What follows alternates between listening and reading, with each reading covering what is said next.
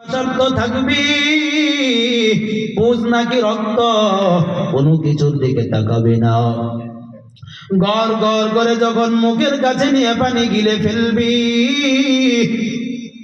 গলার ভিতরে যাওয়ার পর নারী বুড়ি সব পিছনের রাস্তা দিয়ে বের হয়ে যাবি।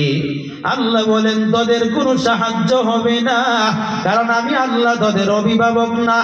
পক্ষান্তরে জান্নাতি মানুষ যারা নামাজ পড়ছে এই কুয়াশা ঠান্ডার ভিতরে, যখন তারা জান্নাতে যাবে, জান্নাতে যাওয়ার পর আল্লাহর কাছে যা চাবে তাই পাবে।